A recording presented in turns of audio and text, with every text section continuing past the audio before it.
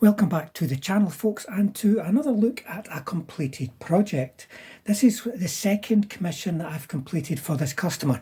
This represents the German half of their collection as it stands just now. You may see a few sort of para jeeps there looking lost in the background, thinking of taking a wrong turn. Well, that was just to round off the Allied half of his commission that was done later last year.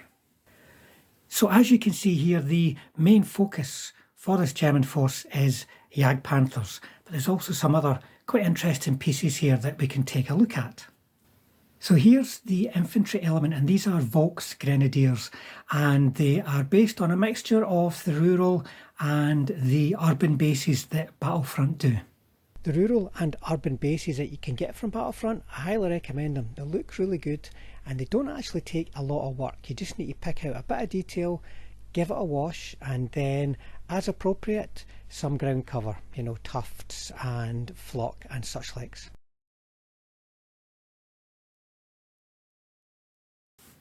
Now here's a couple of Panther turrets or Panther turms, and they're just set in a rural bases, a rural setting, not the urban setting, and I've painted them in very much sort of last minute rush them out the factory kind of condition with the red oxide primer, the heat resistant primer on the barrels, and the muzzle brakes I've just painted in Dunkelgelb just to give that extra little bit of colour to them. To achieve this red primer look, I first of all started with Tamiya red brown. Then I used some saddle brown from Vallejo, and finally I added in some light rust to the saddle brown for a bit of a highlight, and as you can see I've just modulated that towards the top of the hull and the other angles. Now my customer also gave me a couple of objectives that he previously made and asked me to paint them, so I did a little bit of disassembly so I could get into the figures, get around them and paint them okay, and this is how we've turned out. You may be able to see that there are some classical metal figures used here, such as the Warriors of Market Garden, and I think this is the Partisans and Polizei set. But whatever you might have handy for your objective marker projects, well, it's all about opening up that creativity box. Doesn't matter what you've got to hand, it's your imagination and your developing creative and painting skills that will determine what the final result will be.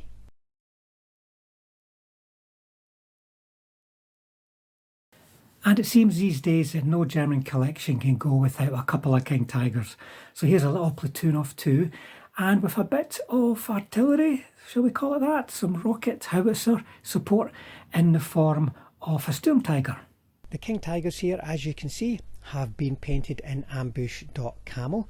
They have a base colour of dark yellow 2, that's Tamiya dark yellow 2. The brown is Tamiya red brown, and the green is Panzer Aces, that's Vallejo Italian tank crew. And in case you're interested, the dots have been applied using a cocktail stick, and I do have a dedicated tutorial for this process. See the description for the link. Now the Sturm Tiger has been painted in a fairly typical soft edge 3-tone camel, but I've put the occasional little dot down using dark yellow to sort of simulate a well-known pattern that you can find on historical images. But the star of the show for this collection's got to be the Jagdpanthers. Now they're very expensive in the game in terms of points. You're not going to get many of them, so why are you going to play Jagdpanthers? Well, I think it's the rule of cool. You're going to play them because you really like them. You like how they look because they are one of the coolest looking tank destroyers that you're going to see in the game. So what we're going to do now is take a look at these particular ones in detail, and then a look at a Jagdpanther formation that you might want to play yourself. I airbrushed these with Tamiya dark yellow 2, Tamiya red brown, and Tamiya NATO green. Now you can see I've used some foliage. Foliage is something that can really add to the finished look of a tank. Typically I will use white glue to attach them. Sometimes I might use some super glue if there's a particularly awkward bit, but super glue I use at the minimum. It's kind of like a last resort. And if you're looking for foliage yourself to add to tanks, one source is Green Stuff World. The ones I'm using here I don't think you can buy anymore, but Green Stuff World have got a nice range.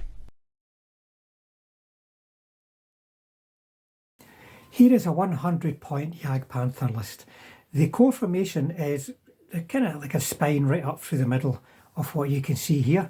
A HQ of a single Jagdpanther, because a HQ of 2 gets really quite expensive, 24 points.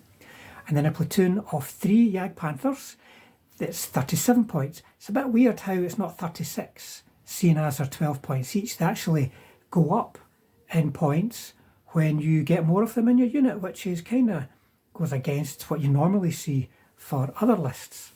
And then as a more affordable option, at 17 points, you've got a platoon of 3 Stoogs. Now, these are, just like Jagdpanthers, they are careful, confident veterans. So they're going to be survivable in that if you keep them in concealment, they'll be harder to hit. But it's a cheaper option that gets you that second black box that you need for your Jagdpanthers. Then to round off the formation, I've got a platoon of 4 Whirlwinds. I really like taking Whirlwinds. They're 3 points of armour on the front, means they don't have to worry about small arms fire, which means they can then go about and start chopping things up if there is an anti-tank gun platoon that is worrying your Jagdpanthers.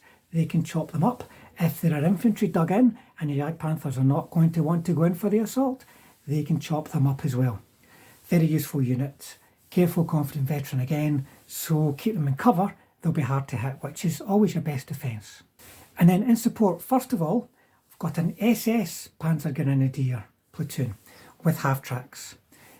These are Volksgrenadier figures. I don't have any painted SS figures to hand, but SS figures. And you know what?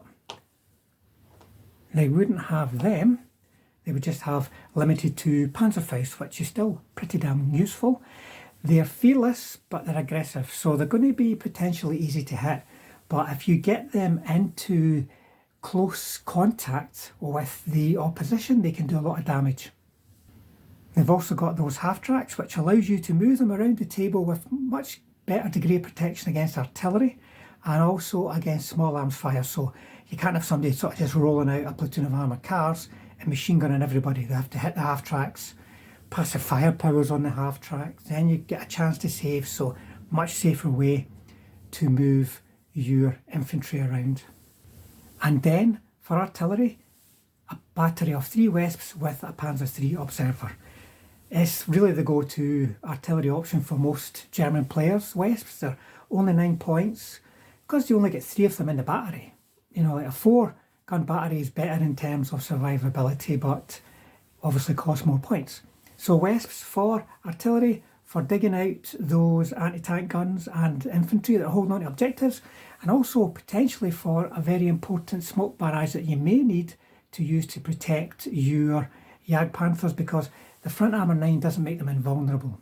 You know, so you might need that smoke bombardment to keep them safe for the turn that you need to maybe isolate a unit and destroy it, and then move on to another unit and destroy it.